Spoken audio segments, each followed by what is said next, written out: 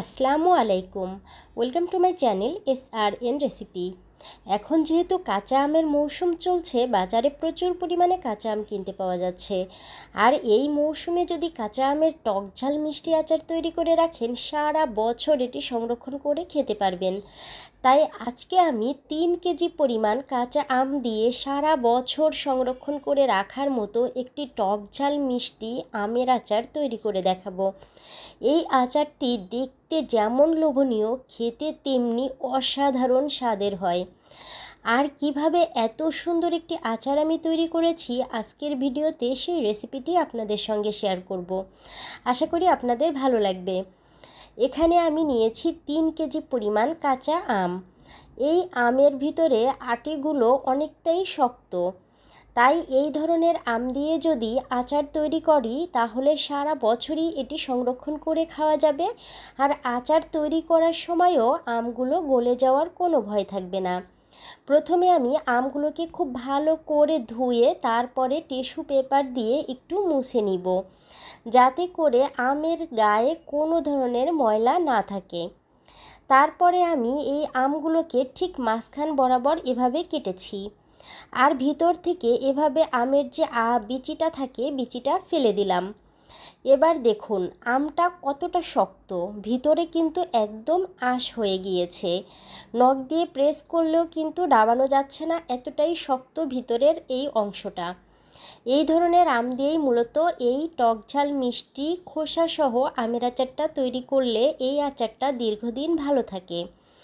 আমের এই টুকরোটাকে আবারও আমি মাঝখান বরাবর কেটে ঠিক একটি আম দিয়ে 4 টুকরো করে কেটে নিয়েছি।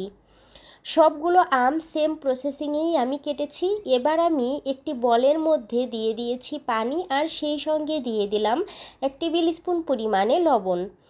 এই লবণ পানির মধ্যে এই আমগুলোকে আমি পুরো 1 ঘন্টা ভিজিয়ে রেখেছি। এতে করে আমের গায়ে যে কালো কালো একটা কষ থাকে, ওই কষটা কিন্তু চলে যাবে। আমার যেহেতু 3 কেজি পরিমাণ আম, তাই আমি এখানে 2টি বলের মধ্যে সেম প্রসেসিংয়েই রেখেছি। এখানে 1-2টি আমের মধ্যে একটু কাঁচা রয়েছে, অর্থাৎ এই শক্ত আবরণটা নেই। এতে করে কিছু আম কিন্তু আচার তৈরি করার সময় গলে যাবে, এতে করে কিন্তু এই আচারের টেস্টটা আরও বেশি ভালো আসবে। এখন দেখুন আমগুলো কিন্তু সুন্দরভাবে শুকিয়ে নিয়েছি ফ্যানের নিচে রেখে, কোনো ধরনের পানি কিন্তু আমের মধ্যে নেই। আমের আচার যেহেতু দীর্ঘদিন ধরে সংরক্ষণ করে খেতে হবে, তাই অবশ্যই আমগুলোকে খুব ভালো করে শুকিয়ে নিতে হবে, যাতে করে কোনো ধরনের পানি আমের মধ্যে না থাকে। এতে করে ফ্যাঙ্গাস ধরার আক্রমণ থাকবে না। এদিকে আমি একটি বাটির মধ্যে 2 টেবিল স্পুন পরিমাণ সরিষা ভিজিয়ে রেখেছি। কিছু সময় ভিজিয়ে রাখার পরে ভালো করে ধুয়ে একটি ব্লেন্ডারে নিয়ে নিয়েছি। 2টো কাঁচামরিচ আর সামান্য লবণ দিয়ে এটাকে আমি পেস্ট করে নিয়েছি। এখানে 2 টেবিল স্পুনের মতো সরিষা বাটা হয়েছে। এখন আমি আচার তৈরি করার জন্য চুলায় বড় সাইজের একটি সসপ্যান বসিয়ে দিয়েছি, আর সসপ্যানটাকে একটু হালকা গরম করে আমি দিয়ে দিচ্ছি পুরো 1 লিটার সরিষার তেল। এখানে একদম খাঁটি ভালো ব্র্যান্ডের সরিষার তেলটাই আমি ব্যবহার করেছি, যাতে করে আচারে খুব ভালো একটা ঘ্রাণ আসে। যেহেতু 3 কেজি আমি আম নিয়েছি, তাই এখানে আমি পুরো 1 লিটার সরিষার তেলই দিয়ে দিয়েছি। এতে করে এই আচারগুলো তেলের মধ্যে ডুবে থাকবে আর দীর্ঘদিন ভালো থাকবে। এখন এই তেলটাকে একটু হালকা গরম করে নিয়ে আমি এখানে দিয়ে দিচ্ছি 2 টেবিল স্পুন পরিমাণে পাঁচফোড়ন। এখানে গোটা যে আস্ত পাঁচফোড়নগুলো, এগুলোই আমি দিয়ে দিয়েছি। পাঁচফোড়নের সঙ্গে এখানে আমি 15 থেকে 20টা লাল পাকা মরিচ ব্যবহার করেছি। আর এই পাকা মরিচটা আস্তই দিয়েছি, কোনো ধরনের ফেড়ে আমি দেইনি। আর দিয়ে দিয়েছি 20 থেকে 25টা রসুনের কোয়া। একটু আলতো হাতে লো ফ্লেমে এগুলোকে আমি 2 থেকে 3 মিনিট ভেজে নিচ্ছি।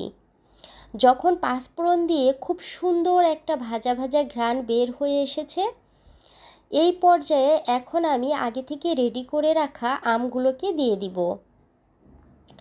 আমগুলোকে যদি আমরা এই পর্যায়ে দেই, তাহলে কিন্তু এই তেলের উপরে আমটাকে 2-3 মিনিট ভেজে নিলে আমটা আরও ভালো থাকবে, অর্থাৎ আমের গায়ে কোনো ধরনের পানিই থাকবে না। এই তেলেই আমটাকে ভাজা ভাজা হয়ে যাবে, এতে করে কিন্তু আমটা আরও দীর্ঘদিন ভালো থাকার পসিবিলিটি থেকে যায়। এখন আমি দিয়ে দিলাম এখানে ঠিক 1 টেবিল স্পুনের মতো বিট লবণ, টেস্টটা ভীষণ ভালো আসবে। আর দিয়ে দিলাম ঠিক 1 টেবিল স্পুন পরিমাণে লবণ, সেই সঙ্গে 2 টেবিল স্পুন পরিমাণে দিয়ে দিচ্ছি আমি রসুন বাটা। যেহেতু আমি একটি স্পেশাল আমের আচার রেডি করছি, একটু মশলা মশলা গ্রেভি যদি হয় তাহলে কিন্তু এই আচারটি খেতে ভীষণ ভালো টেস্ট আসে। আপনারা চাইলে এখানে হাফ টি স্পুনের মতো আদা বাটাও ব্যবহার করতে পারেন, বাট আমার আদা বাটার ঘ্রাণটা বেশি ভালো লাগে না, এজন্য আমি এটা স্কিপ করেছি। আমি রসুন বাটা 2 টেবিল স্পুন দিয়েছি, এতে করে কিন্তু এই আচারের মধ্যে খুব সুন্দর একটা ফ্লেভার অ্যাড হবে। এখন আমি একটু হালকা হাতে নেড়ে চেড়ে এই তেলের মধ্যে আমগুলোকে ভালো করে ভেজে নিচ্ছি। ভাজতে ভাজতে দেখুন আমের কালারটা কেমন যেন হলুদ হলুদ হয়ে এসেছে। এই পর্যায়ে আমি আগে থেকে রেডি করে রাখা সরিষা বাটাটা দিয়ে দিলাম। এখন আমগুলোকে আবারও আমি উল্টিয়ে পাল্টিয়ে খুব ভালো করে ভেজে নিব। সব ধরনের মশলার সাথে এভাবে তেলের উপরে আমি আমটাকে 5 মিনিট ধরে ভালো করে ভেজে নিয়েছি। মশলার ঘ্রাণটা খুব সুন্দরভাবে বের হয়ে এসেছে। এই পর্যায়ে আমি একটি স্পেশাল মশলা ব্যবহার করছি। এই মশলাটায় আমি নিজেই ঘরে তৈরি করে নিয়েছিলাম। সস দিয়েছিলাম, অর্থাৎ ধনিয়া 1 টেবিল চামচ পরিমাণে, আস্ত জিরা 1 টেবিল চামচ পরিমাণে, মৌরি 1 টেবিল চামচ পরিমাণে, এবং এখানে আমি পাঁচফোড়ন ব্যবহার করেছিলাম 1 টেবিল চামচ পরিমাণে। সেই সঙ্গে 10 থেকে 12টা শুকনা মরিচ, সব কিছুকে লো ফ্লেমে ভেজে আমি গুঁড়ো করে একদম মিহি করে গুঁড়ো করে নিয়েছি। সেখান থেকে 2 টেবিল স্পুন পরিমাণে এখন দিয়ে দিয়েছি, আর 1 টেবিল স্পুন আমি রেখে দিয়েছি, একদম লাস্টের দিকে ব্যবহার করব। এখন আমি এখানে 1 টেবিল স্পুন পরিমাণে হলুদের গুঁড়া আর 1 টেবিল স্পুন পরিমাণে লাল মরিচের গুঁড়াটা দিয়ে দিয়েছি, কালারটা যাতে খুব ভালো আসে। এই গুঁড়া মশলাটা দিলে এই আমের আচারের কালারটা ভীষণ ভালো আসে, দেখতে যেমন সুন্দর হবে আর টেস্টটাও খুবই ভালো আসবে।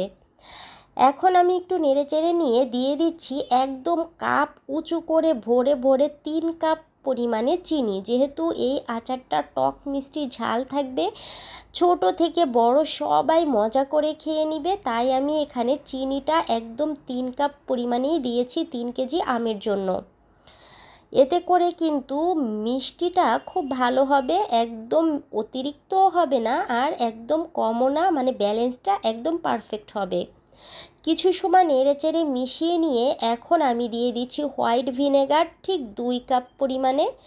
এখানে আপনারা যদি ভিনেগারটা 3 কেজি আমের জন্য একদম ভরে ভরে 2 কাপ পরিমাণে দেন, তাহলে এই আমটা 1 থেকে 2 বছর ইজিলি সংরক্ষণ করে খেতে পারবেন, নষ্ট হয়ে যাওয়ার কোনোই পসিবিলিটি নেই। আমি এভাবে গত বছরও আমের আচার বানিয়েছিলাম, এই বছর পর্যন্ত সেই আচার আমরা খিচুড়ি, পোলাও, মাংস, এমনকি আমার বাচ্চা বাটিতে ভরে ভরেও খেয়ে নেয়। এতটাই টেস্টি হয়েছিল এই আচার, এবং কোনো রকম ফ্যাঙ্গাস ধরেনি, কোনো রকম গন্ধও হয়নি। একটু নেড়ে চেড়ে ভালো করে মিশিয়ে নিয়ে এখন যে আরও 1 টেবিল স্পুন পরিমাণে মশলা আমি রেখে দিয়েছিলাম, ওই মশলাটা দিয়ে দিয়েছি। আবারও একটু ভালো করে আলতো হাতে নেড়ে দিচ্ছি। দেখুন আম কিন্তু আমার সিদ্ধ হয়ে গিয়েছে, আমি কিন্তু কোনো ধরনের ঢাকনা ব্যবহার করিনি আজকের এই আচারে। আপনারাও কিন্তু কোনো ঢাকনাই ব্যবহার করবেন না, কারণ আম কিন্তু তেলে ভাজতে ভাজতে আর চিনির পানি গলে এমনিতেই সিদ্ধ হয়ে যায়। 2-3 মিনিট নেড়ে নেওয়ার পরে আমি চুলোটা অফ করে দিয়েছি। আমার আচার রেডি। দেখুন মাশআল্লাহ কতটা সুন্দর কালার এসেছে।